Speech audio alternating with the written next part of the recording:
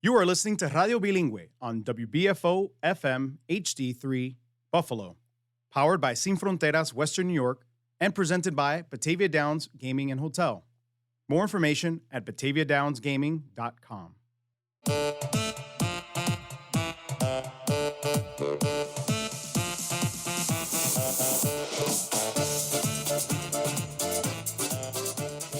Sin Fronteras Western New York, Buffalo's media platform for Western New York Hispanics, producing bicultural content that informs, entertains, and inspires the forward thinking. Sin Fronteras Western New York, delivering bilingual stories, hot topic conversations, and the voices from our Latino community. Sin Fronteras Western New York, la única producción contemporánea en español y en inglés en la ciudad de Buffalo. Sin Fronteras Western New York, your connection to cultural ties in Latin America and hyperlocal news in the Western New York area. Sin Fronteras Western New York es para ti.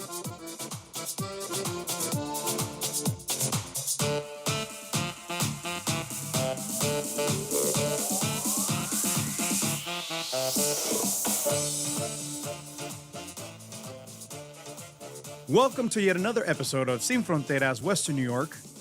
And as we turn the calendar page to the month of November, we turn our attention to the upcoming election and Election Day, and primarily how the Latino vote will affect the outcome. On this episode, we're going to hear from the president of the New York chapter of the National Puerto Rican Agenda, Yolanda LaGuerre. Also, while Halloween has just passed, this episode is airing on All Souls Day, November 2nd. If you know a thing or two about the Mexican culture, you know that this day is also known as El Día de los Muertos. What just happened? What was that all about? Anyway, we're going to bring back friend of the show, Sandra Ortiz-Juárez, to educate us about this very unique holiday. But for our first interview, our own Casimiro Rodríguez had a conversation with Yolanda LaGuerre. Yolanda is the president of the New York chapter of the National Puerto Rican Agenda, an organization that strives to unite, educate, and create solutions for the Puerto Rican people here in the United States and back in Puerto Rico. Unfortunately, this interview was taped prior to the event that presidential candidate Donald Trump held at Madison Square Garden that included various disparaging and unsettling remarks regarding Puerto Ricans. But nevertheless, Yolanda spoke about the goal for her visit to Buffalo to help connect with potential Hispanic American voters and to make sure that the electorate was educated and ready to participate in the democratic process of voting. I'd like to welcome our audience, and today we have a very special guest. She has been in Buffalo for the last, I would say, 4 or 5 days, and it's inspiring to always have visitors from outside of Buffalo and part of New York State to visit us here in Western New York. This is your host, Casimiro Rodríguez, and with us today, we have Yolanda LaGuerre. I'm with the National Puerto Rican Agenda, New York chapter. Yes, welcome, Yolanda, to the city of Buffalo, and welcome to Sin Fronteras, Western New York. Thank you for having me, Casimiro. First of all, who is Yolanda LaGuerre? Well, I was born in Aguadilla, Puerto Rico. We migrated, my family of 10 children from Puerto Rico in the 1950s, one of the big diasporas of the late 1950s. So I grew up in a very large family in Spanish Harlem because a lot of Puerto Ricans at that time went to the barrio. And then since then we went to the South Bronx, where we lived for a long time. And I got engaged in politics in the South Bronx with my older brother, who is very well known there, Eddie LaGuerre. I've been involved in community, civic engagement for many, many years. I was the co-founder of 100 Hispanic Women, which is a large women's organization in New York. Through that, we co-founded a charter school for young girls in the South Bronx, one of the poorest congressional districts in the United States, Jose Serrano's district.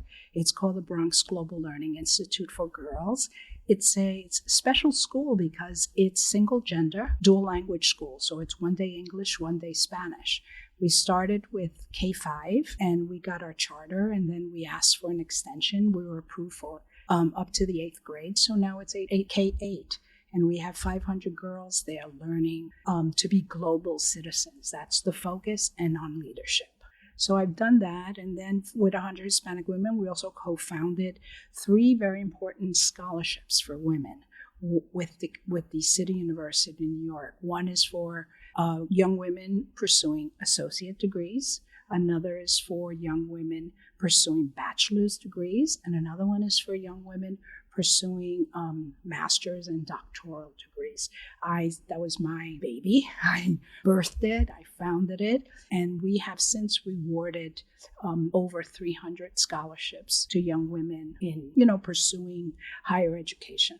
Very interesting. You had mentioned that your parents came here in the early 50s. Late 50s. Late 50s, yeah.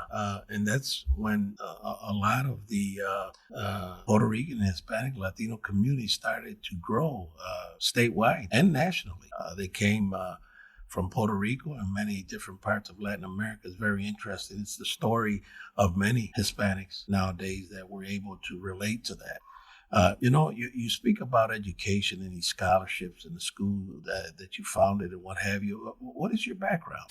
Well, my background is I thought I would be a judge. So I studied pre-law when I did my undergraduate degree. And then I had to work, right? Because I had to, like most immigrants, they have to help their families, right? And being one of the youngest children, I decided to stop my schooling and work. So because I had pre-law, I did a lot of work as a paralegal. So I have some legal background, but working as a paralegal, I started getting into knowing how business works. And I decided to go back and change my major to business and new product development. So I started doing that when I graduated. I worked with a marketing firm doing corporate ID and product development. I became a market researcher and I did a lot of data collection. And at the time, it was the 70s. So one of our clients was IBM, and they were introducing one of the first personal computers, the IBM PC Junior. So I was part of that marketing campaign for the firm that was handling it. And as a result, I got into technology at the cusp of when technology, that was when the World Wide Web was... That's when it started to launch. It was started to launch. So I became good at computers, and people would come to me in my office and say, oh, can you help me do this? Can you help me do that? And I said, wait a minute, a lot of people asking me, I could make this a business, So I decided to go into teaching people how to use technology and what I called business reengineering using technology. So these technologies were all new. People didn't know how to use computers. They didn't know how to use the technology. So I began to train people and to create solutions to do that. So I went into technology from there. Okay, so I became a technology consultant and I started my own firm teaching executives and organizations how to re-engineer their business processes, integrating technology. And that was what I did for a lot of years.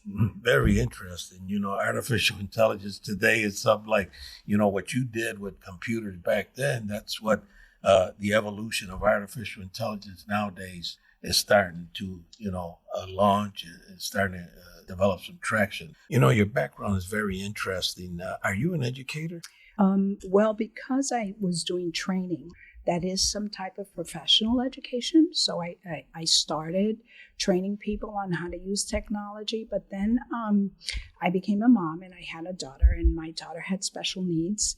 And I started thinking about, well, how can I use the technology that is being now it's becoming prolific everywhere to help my daughter learn. So I decided to take my technology background that I had, go into educational technology. So I decided to join a program at NYU. That's where I did a master's in educational technology, using technology to help teachers teach and to help students learn. So that's my master's degree. And that's also, it was a master's doctoral program. So I had started my doctoral program in the same area as well. And then my daughter, because of her special needs, I again had to take another break from school.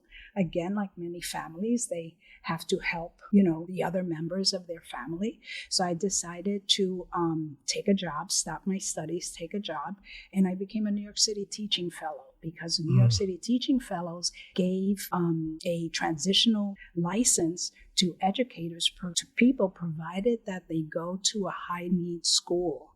So I was recruited by New York City teaching fellow. I became a fellow. And of course, I went into the area of special education. So I was a special educator for like 3 years. So I combined the educational technology with education and with helping my own daughter, but as well helping other children use technology to learn. Very interesting background, technology, helping others. And in part of your conversation, you talked about data. You're data-driven. Yes. And that's what we depend on nowadays to really make decisions in companies, in our communities.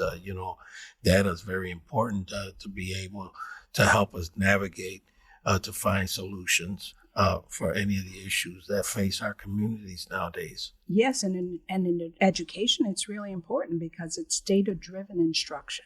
Okay, so you use data to help you instruct in your instruction, also to measure learning and to also train teachers. So it all is data-driven instruction. That is one of the pop words at the time when I was doing it. That was very big. Collaborative learning and data-driven instruction. Very interesting. Now, for our audience, we're speaking with Yolanda LaGuerre, president of the National Puerto Rican Agenda, the New York chapter. Yolanda, tell us a little bit about the organization, National Puerto Rican Agenda. What are the main goals of that organization? Well, the organization was created, one of our founders is Dr. Edwin Melendez, who was the director of the Center of Puerto Rican Studies At Hunter College, and everyone knows him. Yes, I do. He's most of the research on Puerto Ricans. It has the largest depository of information on the Puerto Rican experience and diaspora in the United States is at Hunter College at Centro. The organization was meant to create, to unite, educate, and try to create solutions for Puerto Ricans stateside and on the island. At the same time that it was being formed, we also had all the problems of Hurricane Maria and all of that stuff, and the diaspora leaving, the exodus from Puerto Rico to the States. So some organization was needed to help address this new wave, huge migration, which as a result has created more Puerto Ricans on the mainland than on the island. Mm-hmm.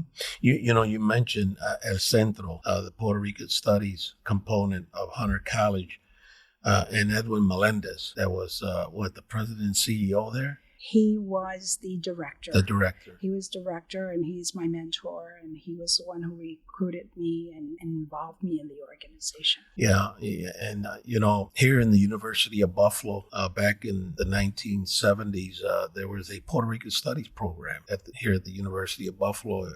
It was part of the American Studies component of the college, and much of the research that was done by the students and the graduate students and the professors in that Puerto Rican Studies program here at the University of Buffalo.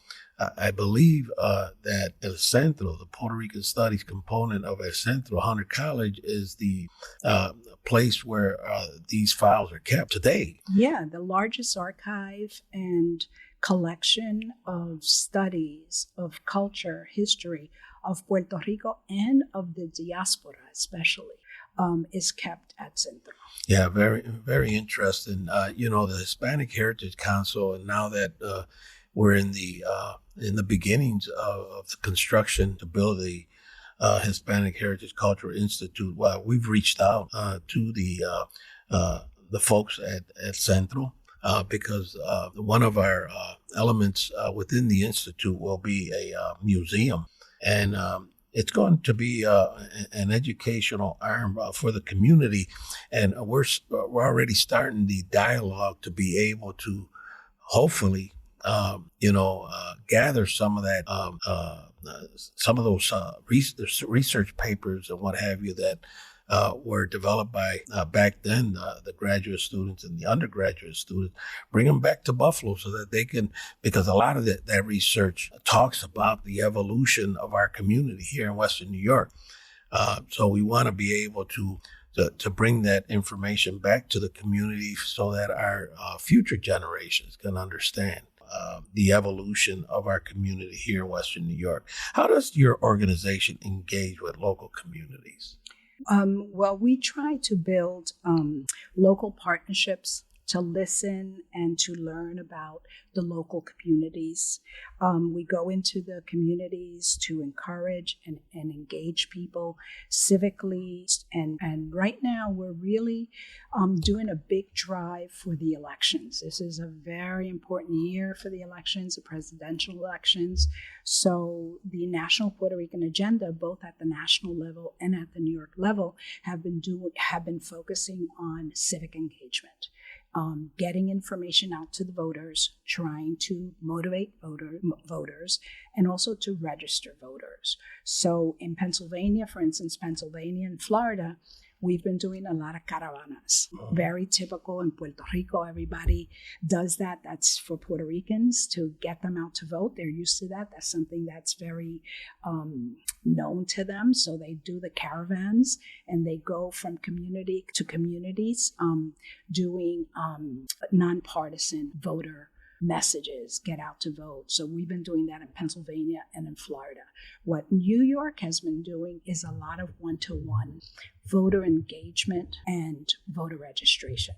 That's one of the reasons why I'm here, because you invited me to come and I came so that I could try to help you guys develop a voter recruitment and engagement strategy to reach your Puerto Rican population as well as the Hispanic population that you serve here. Yes, and we thank you for ceding to that invitation. It's very important, and we appreciate you being here in the city of Buffalo. What specific issues are you addressing during your civic engagement here in the city of Buffalo? What has been your experience? Well, I've been here for 4 days, so we've engaged 3 of the 4 days. So what we're focusing on is looking at voter turnout to make sure that voters have the information that they need to get out to vote, okay? So we're partnering with the local League of Women's Voters here of Buffalo, and also the Board of Elections here, also with the Hispanic Heritage Council, to try to put together a package that we can give voters the proper information they need so that they could be engaged, okay? Because I have found that voters become disengaged when they either have disinformation or they have no information. But if you engage voters and you give them the information, and particularly Puerto Ricans, because in Puerto Rico, they vote. Mm-hmm. There's a high rate of voting in Puerto Rico. I don't know. Puerto Rico, yeah. Yeah, in Puerto Rico. So I'm sure that the Puerto Ricans that are here want to vote. So we're trying to just get the word out. So it's basically voter turnout and doing voter registrations, and that's why I'm here. Yeah, you don't know what you don't know, and you got to get educated. And exactly. A lot of this information that you're sharing with the community, is it in Spanish and in English? Absolutely, because we do it bilingual. So we have the information in English and in Spanish. When I engage with the voters, it's in Spanish. If they're Spanish speaking, it's in Spanish. And when you create that Spanish connection, it's totally different. It's a cultural experience. It's a cultural experience, and it's an authentic conversation, okay? And voting is also a trust issue, right? So if someone is giving you information and you trust that person, you're more likely to accept the information that they're giving you and the motivation than if you're not. So I try to reach people on that cultural connection, authentic level, so that I could establish the relationship to give them the communication. Very different in other places and with other groups. But with Puerto Ricans and particularly Hispanics, that cultural, authentic connection is really important. And that's what I'm doing here. Yesterday, I was at the Tops Market in Grant, And we had over 200 engagements, okay? And altogether, the traffic was 240 people in 2 hours, okay? So out of 200 engagements, that's an 83% positive engagement level. All right, so that is excellent. Anything over 75 is good. Anything over 80 is excellent. We had 83%, so that was really good. We gave out voter information. We also, because there's an exchange in the conversation when you're giving voter information, you also find out what people do not know, right? So you're also assessing the needs. So we found out in our exchanges yesterday that a lot of people didn't know that early voting started today in Buffalo. Mm-hmm. And we found that out because we were giving out the flyer of the early voting locations of where to vote. And that flyer was going like hotcakes. Everyone was like, oh, early voting starts tomorrow. So we saw that that is a need. So people do not know. So that means that the information is not getting out, okay? So we also try to identify gaps. So it's not only giving information, but also trying to identify gaps so that in the next drives and in other campaigns, you know what to fill in. How do you define engagement? Well, engagement for me is when I can actually have an interaction with a person, okay? You can engage. My engagement here in Buffalo has been one-on-one engagement, okay? So there is an engagement and then there's also an interaction. So interactions that we had yesterday were 200 interactions. So there's a little difference between engagement and interactions. An interaction is when I'm actually one-on-one with the person. So I interacted yesterday with 200 people in 2 hours. That's like 2 people, almost 2 people a minute, okay? And that was just 2 people working yesterday, the drive. We missed a lot of people that were coming in and out of Tops. It was a busy Tops, huh? It was a busy Tops. What time were you there? I was there between 2 and 5. Okay. So it was a busy hour, a busy time. Kind of. And people were getting ready, I guess, for the weekend to do the shopping, but I'm sure that a lot of people came in after work as well. So, and Saturday was, I'm not sure if Saturday was a better day, but we were at Tops this morning, actually this afternoon right now, and there weren't that many interactions. So it was interesting to find out that Friday was a more interactive day with the voters than on a Saturday, which you wouldn't think so, because you would think that people went shopping on Saturdays, You're right. not on Fridays. Mm-hmm. So this is what I mean, that you identify gaps and you identify needs in these engagement activities that you do. And that's very interesting. 83%, that's a high number. And So- 200 engagement opportunities is 200 that maybe those folks would normally not know, early voting or some information regarding their civic duties and what have you, which is a very interesting number. Yes, and I mean, these are raw numbers. I haven't really analyzed them, and I have to go back and see. But, that was interesting to find out that a lot of people here in Buffalo did not know that early voting started tomorrow and that you could vote at any of 30 locations, not your polling site. So, we were able to fill that need. And this is the model that you don't just practice here in Buffalo, but you practice it in other cities as well. Absolutely. It's the same model. You don't change. It's very important to get the right information to the public so that they can understand what their civic duties are. The model doesn't change, the materials change. The materials because change. it's locally sourced. So we custom the materials to the community that we are reaching out to. Like in Buffalo, I had to go to the Erie Board of Elections and get all the Buffalo dates and the Buffalo information, because a lot of people also didn't know who was running, what offices, elected offices were open. And they didn't even know who their elected officials were. And we were giving out information on that. We had a pamphlet by the League of Women Voters that was excellent on who are your elected officials that you could go to, and it had all the contact information, because it's not just about getting them to vote. It's about having them engage in the democratic process, okay? They have to know how to who's their representative, because elected officials listen to the people who vote, okay? And you have to teach that to people. If you want your voice heard, you have to vote. And the elected officials will only listen to the people who vote. If you don't vote, why should they listen to you? There's nothing in it for them. So you're right. Who were you able to work with here in the city of Buffalo to be able to be successful in this initiative? Well, of course, I got the invitation from one of our regional members, which is the Hispanic Heritage Council, which, of course, Casu started that. But we also engaged with the League of Women Voters here.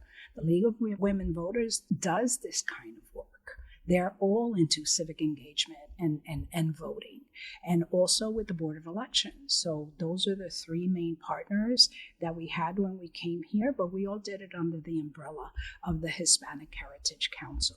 And my role as the National Puerto Rican Agenda New York chapter was to also help the Hispanic Heritage Council be able to develop their own voter registration campaigns going forward. So I was able to work with the people who will be doing these kinds of campaigns going forward, work with them, help them know the process. I worked one-on-one with Kelly Hernandez, who's, on the board of the Hispanic Heritage Council, and she's dynamic. I mean, she's amazing. She's a people person. She's a people person, exactly. And so we had a committee from a couple of people who were on the committee, and I had the opportunity to help them learn how to do this and how to tailor the materials to the community here in Buffalo,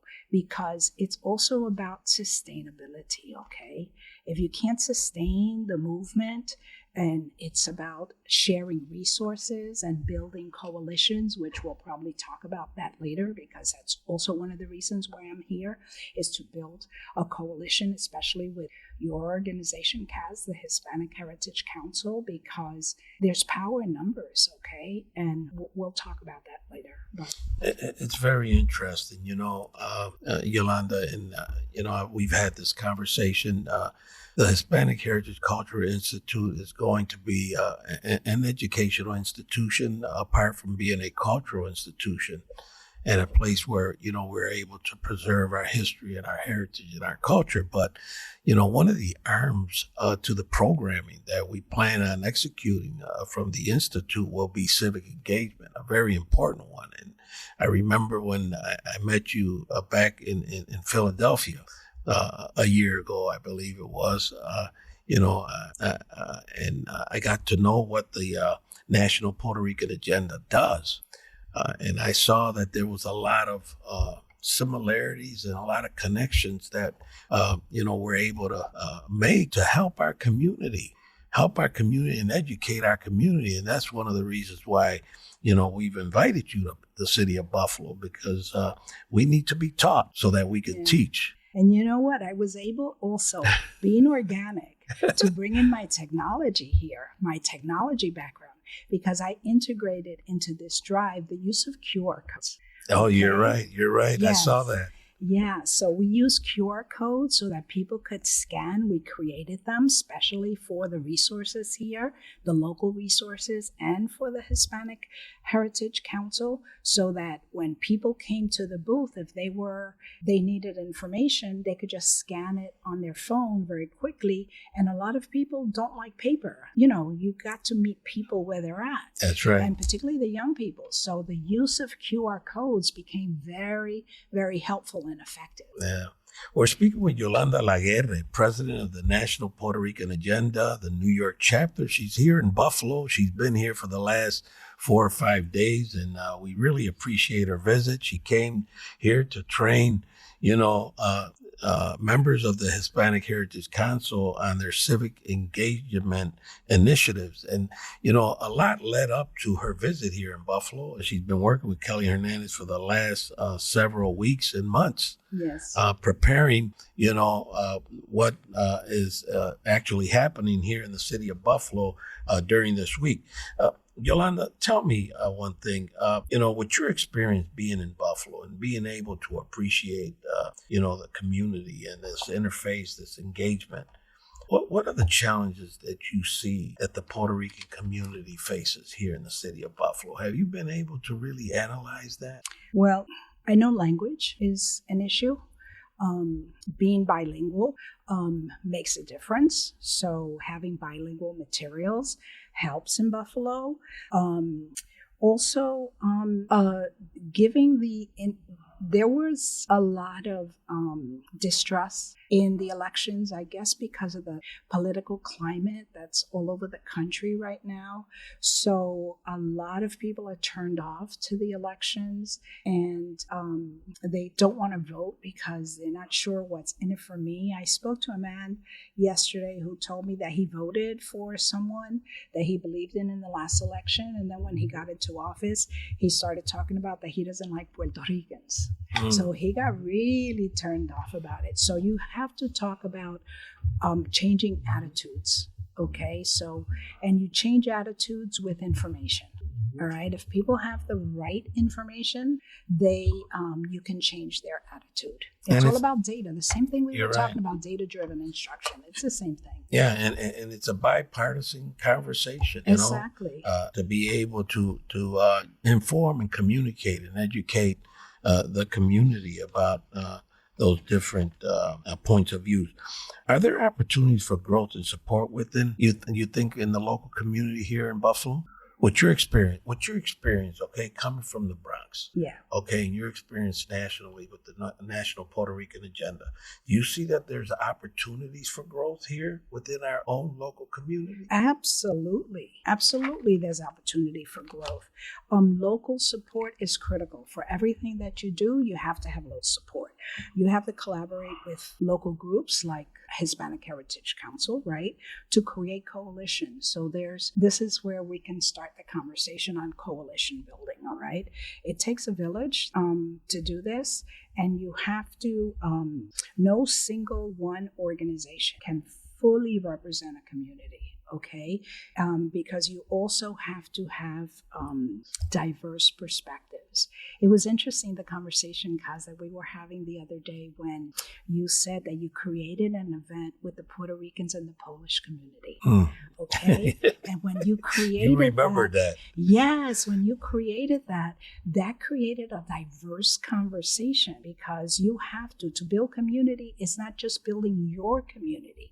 It's building your community within the communities that exist. Because remember, we all live together. We all support together. We all support each other. We can share resources together. So that's a perfect example of growth. The growth is to reach out to other community members and build these coalitions, because the problems are all the same. They're all the same. They affect the entire community, the entire city. They affect the entire city. One Polish family has the same problems that an African-American family, that a Puerto Rican family, Colombian, Tanzanian, it's all affected by the same things. So, one of the core values of the Hispanic Heritage Council is collaboration, is to be able to work together with other communities. And our organization takes that core value to heart, to be able to develop those partnerships and relationships,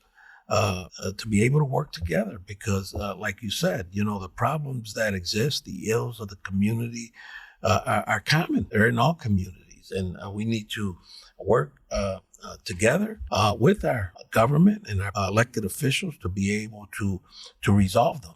And then also, guys, through diversity, you could gain specific skill sets, other perspectives, assets, create networks. When I think of coalitions, I think of three things, right? I think of focusing energies and efforts in a common direction, number one. Number two, I think about amplifying the impact, okay? There's growth, there's power in numbers. So you could amplify the impact when you build a coalition. And the third thing is avoiding duplication, okay? Because if you're doing the same thing And I'm doing the same thing. You know, you could avoid duplication by creating a coalition and sharing the resources. You know, one of the questions that I had here is that what are your hopes for the future regarding the collaboration between the National Puerto Rican Agenda New York chapter and the Hispanic Heritage Council? I think it's not only about building a coalition, but finding ways to sustain them successfully. It's all about sustainability, okay? Coalitions sometimes exist temporarily for causes. Like right now, we did a coalition between us so that we could do this voter registration drive. But you have to build coalitions and know how to sustain them, because that's where you become really successful. You also build resilience in your community. So that the work continues even when one of the partners leaves. Okay, so in sharing the resources, you build that resilience, you build that sustainability. So if one partner goes, like now I'm leaving Buffalo, I did this voter registration drive, but there was some resilience building here because I've trained Kelly and I've trained you guys on how to do a voter registration drive. So even if I can't come back for the next drive, I've already shared the knowledge in this coalition building for you to be able to do it on your own. And that's what coalition building is all about, sustainability and building resistance. And that relation continues to be nurtured, fostered, and strengthened. Exactly. You know, how can individuals get involved with the initiatives moving forward? Well, regional or state organizations within New York State, because I'm the president of the New York chapter, they can join the New York chapter as a state or a regional organization at PuertoRicanAgenda.org, or you could send me an email at npragendany@gmail to join our movement. You know, I consider this a movement. And it's a movement to unite the diaspora. The diaspora needs to be united. It's not just all Hispanics, and my focus is more on Puerto Ricans and the Puerto Rican diaspora, but the Puerto Rican diaspora is spread out, guys. Mm-hmm. And each one, they're operating sometimes in silos. And we have to be able to break that. Yeah. Break that. You know, here in the city of Buffalo, there's 45,000 Hispanics, and 85% of the population of that Hispanic population is Puerto Rican. Well, that's why I came here to Buffalo. When I found that out, I did my research. I found that out, and I said, my God, 85%. I didn't know that Buffalo had so many Puerto Ricans. That's why the National Puerto Rican Agenda had to come here. Because we have to meet our community where our community is, okay? And there's a large Puerto Rican community in Buffalo that the National Puerto Rican Agenda needs to be involved in. And that's why I'm here. And I thank you for the invitation. Yeah, we're speaking with Yolanda LaGuerre, president of the National Puerto Rican Agenda, the New York chapter. And it's been a very interesting conversation here in Sin Fronteras, Western New York, WBFO 88.7 HD3. Yolanda, we'd like to, on behalf of Sin Fronteras and the Hispanic Heritage Council and our Hispanic community, we'd like to thank you for taking your time out of your busy schedule and coming to Buffalo and spending close to a week. Yes. Thank you for inviting me, and thank you for sharing your community with me.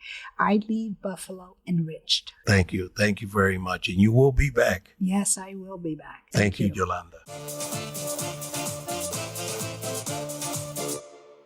That was a truly insightful conversation. Many thanks to Yolanda LaGuerre from the National Puerto Rican Agenda for speaking to Sin Fronteras, Western New York. But now, let's have some fun, shall we? Y ahora nos toca un segmento especial. Aquí celebrando en Sin Fronteras el Día de los Muertos. Prepárense para ser espantados y lleno de terror. Lorenzo, I think I need to stop you there because Dia de Muertos is nothing creepy, nothing scary, nothing like that. Wait, it's not about scary and frightening and macabre? No, absolutely not. Oh, bueno, I feel like an idiot now. I feel like a fool because here I was setting this up as a very frightening and terror-written segment, but I'm incorrect in my assumptions? Well, I think that Dia de Muertos is a tradition more than anything scary. It's a family tradition that we celebrate since many years ago, and our families, especially our kids, are never afraid of celebrating this holiday. Okay, so this episode's coming out on November 2nd. The actual Dia de los Muertos, the day before, is All Saints Day. I mean, we've seen it in American culture here. You have movies like Coco that brought that to the larger American audience, and we learned a little bit about it. But you're Mexican. You're originally from se me olvida la ciudad. Tlaxcala. Tlaxcala. There we go. Tlaxcala importa. Tlaxcala. Uh-huh. And today you're gonna tell us a little bit about the holiday, the significance to some of the things that are around the holiday of Dia de los Muertos. But I think we got to start with el altar, right? Yes, I think that the altar is one of the most important things to celebrate Dia de Muertos, and it's the best example of what syncretism is, which basically is the combination of two cultures, the European, specifically the Spanish culture, and the pre-Hispanic culture. So some elements of the Spanish culture would be, for example, the bread, the candles, the religious figures, and some examples of the pre-Hispanic culture would be the flor de cempasúchil. Mm-hmm. The marigolds. Yes, the food, because it was a tradition that the pre-Hispanic had before. And another very typical element from the ofrendas could be the copal, that it's the now it's known as incienso. Oh, incense. Okay. Incense. Mm-hmm. Uh-huh. It used to be called copal by the indigenous people. Sandra, y el significado de el agua y la sal, ¿qué son esos? Sí, mira, esos son elementos muy básicos de la ofrenda. You cannot miss those two elements. And the salt is to purify, or it's believed that help purify the soul of your loved ones. And then the water is to quench their thirst. And Because they're traveling from the land of the dead. They're yes. coming to visit their living relatives So on that day. you need to have a glass of water there for them.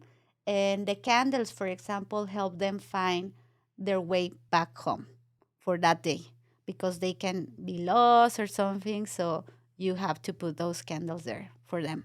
Those elements together make an ofrenda. So it's a combination of cultures, basically.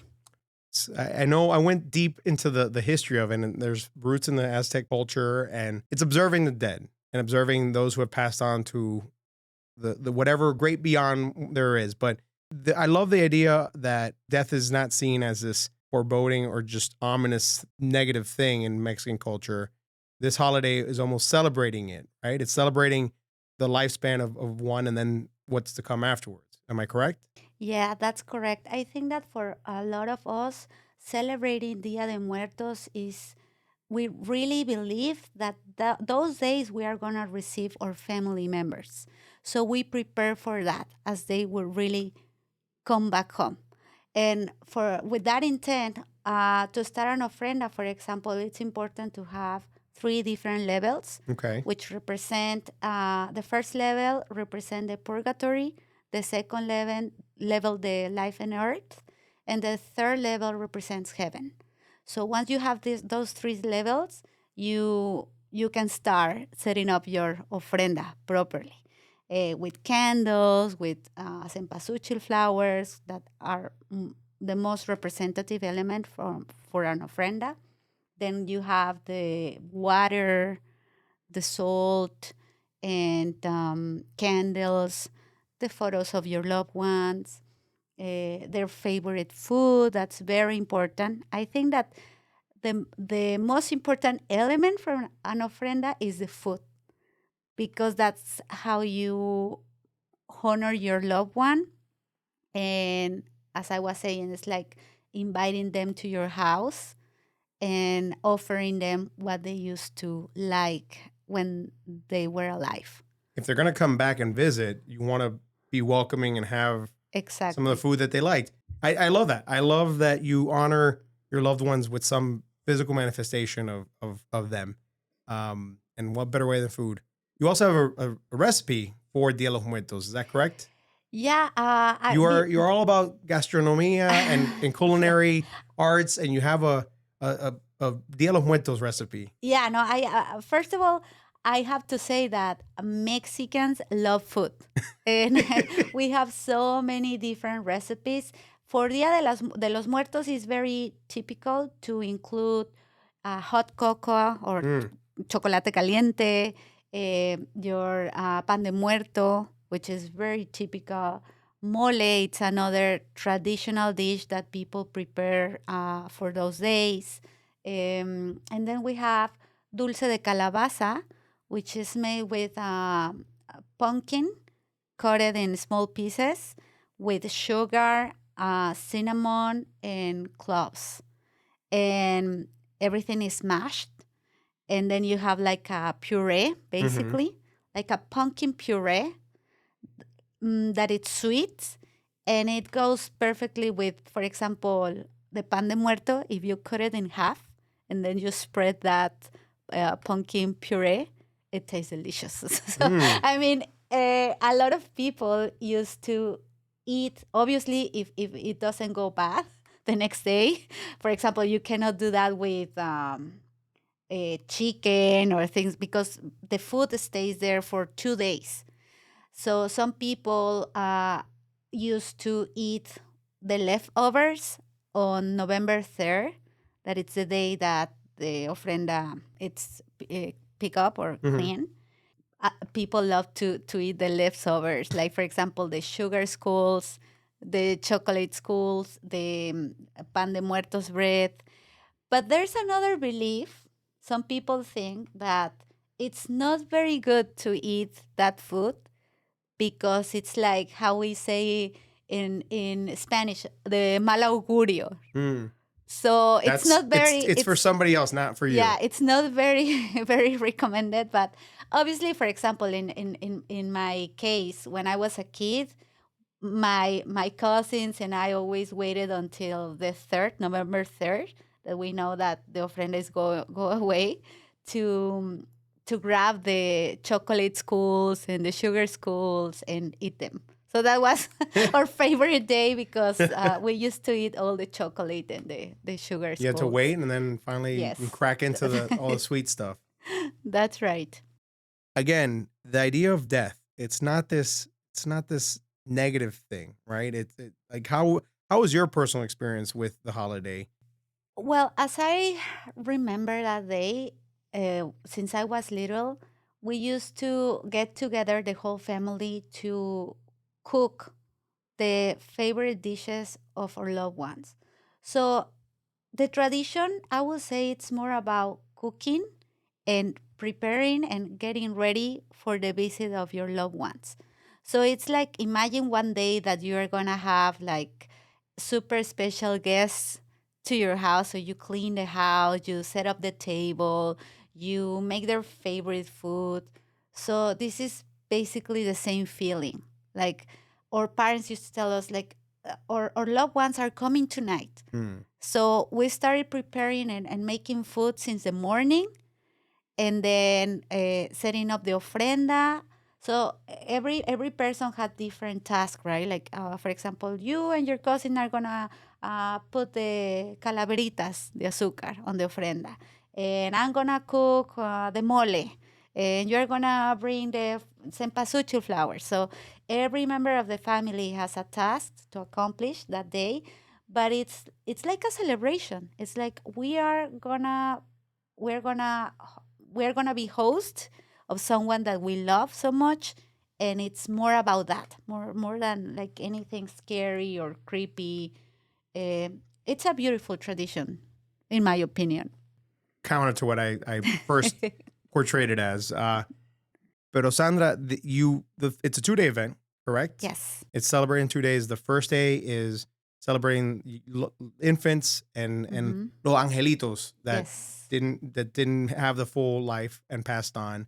And then the second day is for everybody else, the older generations. And now I believe you told me that it's not only just loved ones, but also loved ones los mascotas, pets. Yes, this is a relatively new tradition that I think started like a couple of years ago, like maybe 5 years ago or something. It's a pretty new tradition where people are starting to celebrate their pets to honor them on the I think it's the 27th when they put the ofrenda for their pets. So it is recommended to include the little toys that they used to play with, maybe their favorite food as well, some croquetas or something that they like. And also, even like, for example, for the babies and the unborn children on November 1st, there's a belief that says that you shouldn't offer them spicy foods or things like that. More like a sugar schools, chocolate schools, and also include their favorite toys and details like that. But there's many beliefs around this tradition, and obviously with the years, there's new elements coming to the ofrenda. So Right. it's With a each new tradition that generation, it's there's- evolving. I think yeah. it's not. We are not just in the past. This tradition is evolving, and more after Coco, I think that it's expanding even more. Well, and you mentioned how it's been changing and evolving and how different Mexicans treat it differently and celebrate it different ways. You actually got to speak to a few of those out here in Western New York and got some of their thoughts around the holiday. And let's have a listen. Yes. Me llamo Xiomara Stack y tengo 16 años viviendo en Búfalo. ¿Qué elementos incluyes en tu ofrenda de Día de Muertos? Ahorita yo puse libros porque, por ejemplo, estamos mucho con mi hermana María Ochoa, que murió de 19 años. Entonces pusimos libros, pusimos sus libros favoritos porque a ella le encantaba leer. Pusimos sus chocolates, a ella le encantaban los Carlos V de México. Entonces pusimos sus chocolates dulces mexicanos y el mero día vamos a hacer su comida favorita. Mi nombre completo es Laura Lisette Flores Benzor y llevo viviendo en Búfalo 3 años.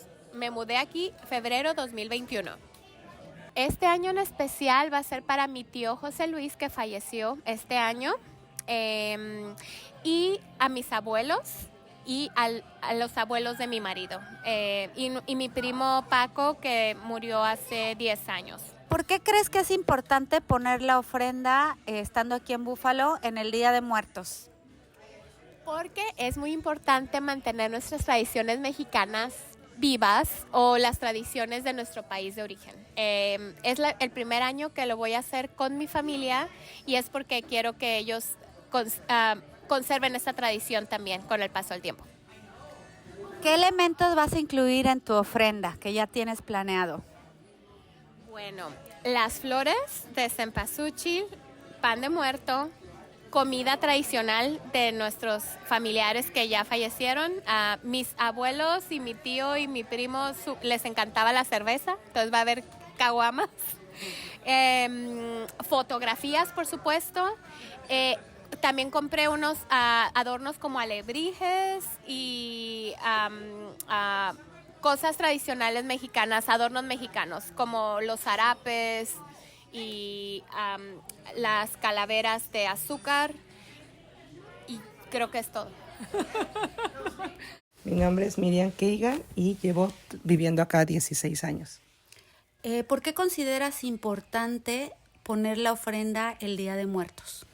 Definitivamente es mantener nuestra tradición en otro país, fuera. Yo de verdad personalmente considero que sí es la mejor tradición que tenemos en México y en el mundo.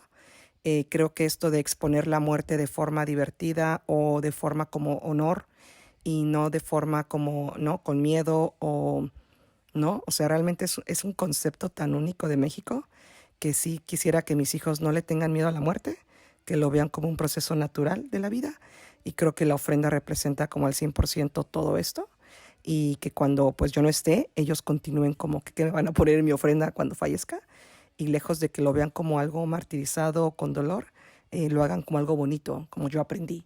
Entonces yo creo que sí es bien importante para mí ese concepto de pasárselo a ellos para que crezca para cuando una ya no esté, pues sea como algo bonito para ellos. ¿Qué elementos vas a incluir este año en tu ofrenda? Bueno, crecimos sabiendo que son 7 elementos. El agua no puede faltar porque tienen sed al llegar aquí los espíritus. La sal, porque abres como los caminos y alumbras. La veladora, que ilumina el camino al llegar aquí. El pan de muertos, que es un pan muy tradicional de México, que bueno, lo hacemos solamente para ese día. La comida, que es que les gustaba cuando ellos estaban vivos. El papel maché o el papel de picado, que son los colores como mágicos de México, y la flor de cempasúchil, que es obviamente un olor muy único y que solamente se da en este mes, y las fotos que obviamente no pueden faltar, ¿no? ¿A quién le vas a dedicar este año tu ofrenda? Bueno, este año, gracias a Dios, no perdimos nadie el año pasado, pero tu ofrenda va creciendo conforme obviamente los muertes van avanzando en tu vida. La primera muerte que tuve en mi vida fue mi hermano a los 14 años. Yo tenía y él tenía 18 años. Entonces realmente las ofrendas se volvieron muy específicas en mi casa. Me acuerdo que cada año le tenemos que hacer como su platillo favorito, que era milanesa con papas fritas y ensalada. Entonces como que cada año, si no cocino eso, yo realmente me siento súper culpable. Y papas, a él le gustaban las papas sabritas con chile y limón y un Gatorade. Entonces esas 3 cosas no me pueden faltar en mi ofrenda. Y a mi mamá fallece cuando yo tengo 25, ya estoy en Buffalo. Y entonces a ella le gustó mucho como el café double de Tim Hortons y el cream cheese toasted bagel. Entonces como que cada año Michael ya sabe que no puede llegar el 1 de noviembre a mi casa sin esos 2 items. Y pasa a Tim Hortons, los trae, están calientitos. Y como que la ofrenda se pone como el 1 de noviembre, como a las 6 de la tarde. Para recibirlos y como que cocinamos o cocino yo como todo, ya sea el 31 y el 1, montas la ofrenda, te toma, no sé, a mí me toma 1 o 2 días y lo mismo lo llevo al salón, pero no con comida, sino ya de forma como más específica para mis alumnos, que sepan la tradición, pero bueno, sin miedo, con un tono más como de qué te gustaría a ti que estuviera en tu ofrenda y como este tono de normal y que no presentarla como algo creepy, sino como nuestra cultura, que es como se habla de la muerte, es algún proceso de la vida y como que se les dedica estos 2-3 días a la gente que falleció. Muchas gracias. Bye. Sandra, qué lindo segmento. Me encanta. Gracias por educarnos, to teach us about Dia de los Muertos, give us a little bit of enlightenment to it. I guess my question to you asked a lot of these women, who are you honoring on your ofrenda? Well, I have a whole family to honor. My grandfather, my grandmother, my cousin, my uncle. I mean, I have like 20 family members on my On your ofrenda. Wow, Yes. that's a busy ofrenda. Yes. I was going to say I would probably be part of the new school and honor my deceased cat. That's the one big loss this year. Thankfully, that was it. But he was a valued member of our family, and I miss him at least. And maybe he's an alebrije in the beyond. Yeah. And remember, you should put that ofrenda on October the 27th. 27. 27 de octubre. Bueno, Sandra, thank you so much for educating us, the living.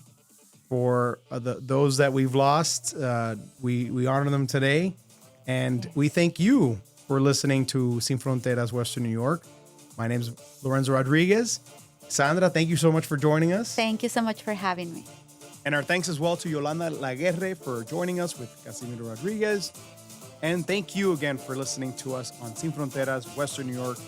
Hopefully we'll see you next week. Nos vemos.